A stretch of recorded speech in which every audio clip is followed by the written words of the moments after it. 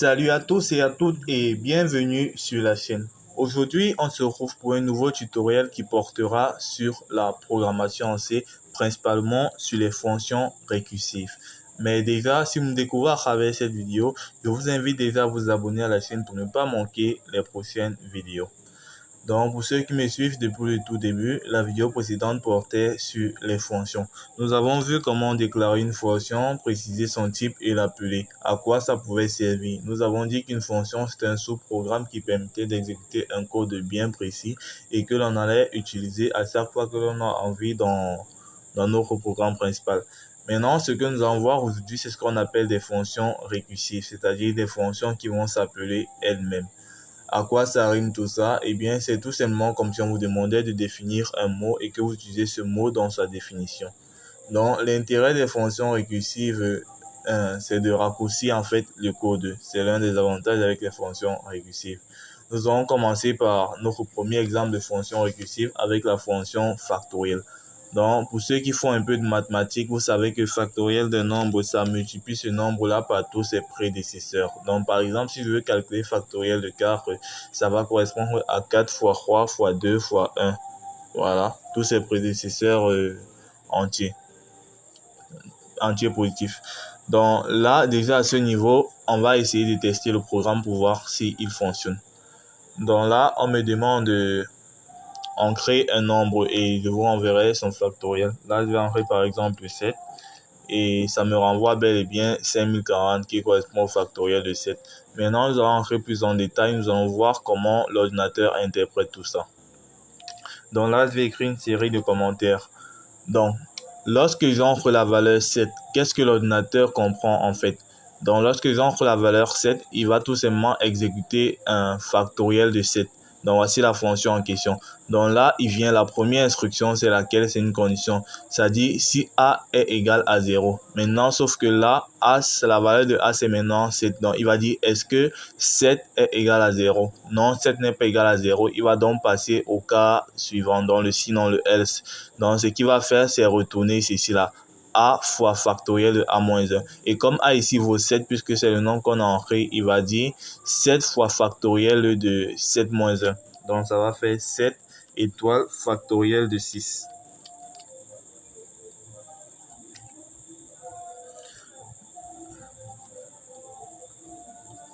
Donc là, c'est le nombre que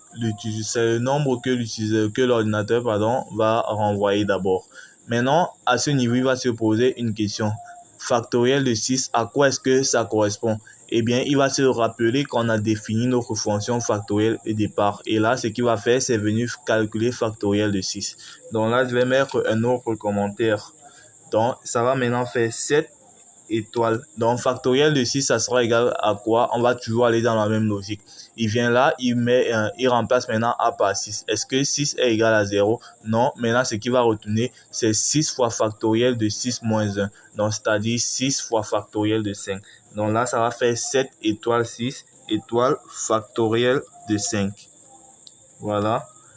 Là, c'est pour la seconde ligne. Toujours dans la même lancée, il va se poser la même question. Eh bien, c'est quoi factoriel de 5?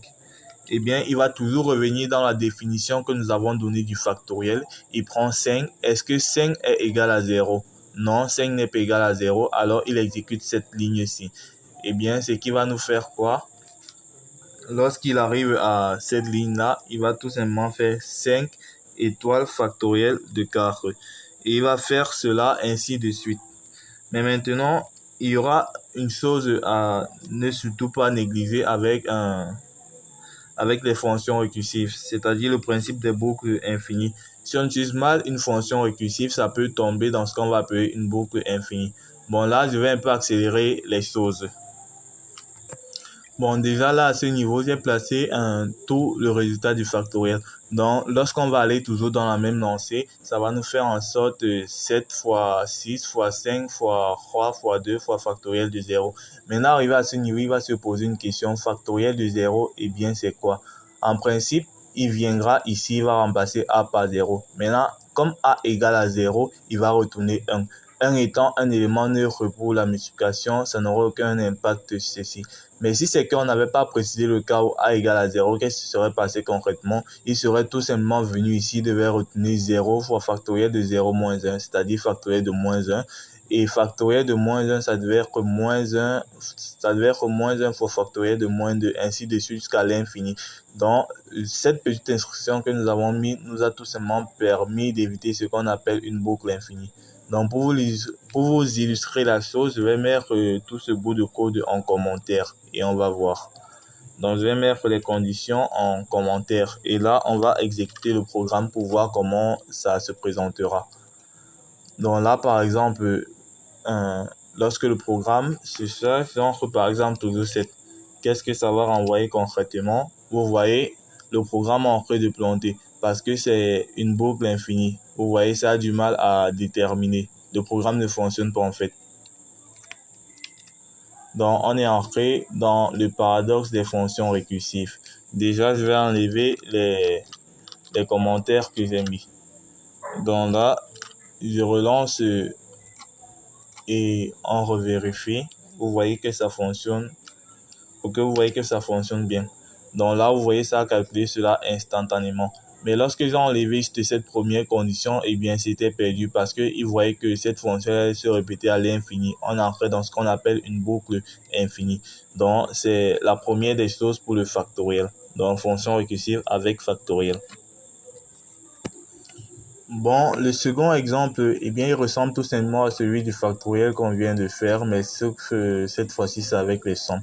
Donc là, l'utilisateur va entrer un nombre et ce que ça va faire, c'est renvoyer la somme de ce nombre avec tous ses prédécesseurs. Donc, j'ai spécifié le cas où l'utilisateur entrerait la valeur 5. S'il entre la valeur 5, il va retenir 5 plus 4 plus 3 plus 2 plus 1. Et concrètement, à quoi est-ce que ça va correspondre comme résultat? Ça va correspondre à 15. Lorsqu'on exécute et que j'entre la valeur 5, ça me renvoie la somme de 5 de ses prédécesseurs est 15. Donc, cela a fonctionné. Toujours dans la même lancée, on va expliquer un peu le code. Donc, lorsque l'utilisateur entre 5, eh bien, ça compare d'abord 5 à 0. Est-ce que 5 est égal à 0? Non, ça vient donc sur cette deuxième instruction. Ça va retourner 5 plus somme de 5 moins 1. Donc, c'est-à-dire 5 plus somme de 4. Maintenant, ça va se poser la question, somme de 4, à quoi est-ce que ça correspond? Ça va tout simplement correspondre à 4 plus somme de 3. Somme de 3, à quoi ça va correspondre? Ça va correspondre maintenant à 3 plus somme de 2, ainsi de suite jusqu'à somme de 0. Maintenant, somme de 0, c'est-à-dire que lorsqu'on arrive à 0, donc si A égale à 0, c'est la condition ici, on va retourner 0. Donc, ça va faire 5 plus 4 plus 3 plus 2 plus 1 plus 0. 0 étant l'élément neutre pour l'addition, ça n'aura aucun impact sur notre programme et notre fonction s'arrêtera ici. Parce que lorsqu'on retournera 0, eh bien, il n'aura plus rien d'autre à exécuter. Donc, c'est ça pour le cas-ci. Donc, maintenant, ce qu'on va faire, c'est aller dans un cas un peu plus complexe. Quand je parlais de cas un peu plus complexes, en fait, je faisais référence au calcul du PGCD à l'aide d'une fonction récursive. Si vous voulez calculer le PGCD, écrire un programme en fait qui calcule le PGCD de deux nombres d'une manière assez classique, eh bien, il est clair que ce programme ne pourra pas suffire sur environ 20 lignes comme je l'ai fait ici. Il sera beaucoup plus long. Mais avec les fonctions récursives, sera l'avantage de nous raccourcir le code. Juste ces 10 lignes-ci nous permettent en fait de calculer le PGCD de deux nombres. Ça peut paraître absurde, mais c'est pourtant vrai. Lorsqu'on va exécuter, voici concrètement comment ça se présentera. Donc, en bref, bon, tantôt comme je disais, voici comment ça se présentera en fait. Donc là, je vais par exemple entrer là j'avais entré deux valeurs déjà. Donc ça disait PGCD de 124 et 24, c'est 2. Mais bon. Là, je vais un peu modifier les valeurs. Par exemple, si je veux calculer PGCD de, je sais pas trop, de 54 et 24. Lorsque je relaisse comme ça et que je relance le programme, la valeur sera modifiée, la valeur du PGCD. Donc, ça met 6. Dans le PGCD de 54 et de 24, c'est bel et bien 6. Mais bon, ici, j'ai oublié de modifier par 54, mais ça ne change rien. Déjà, il faut comprendre la logique du calcul du PGCD. Pour cela, j'ai utilisé la méthode par l'algorithme d'Euclide. Donc, je vais vous expliquer.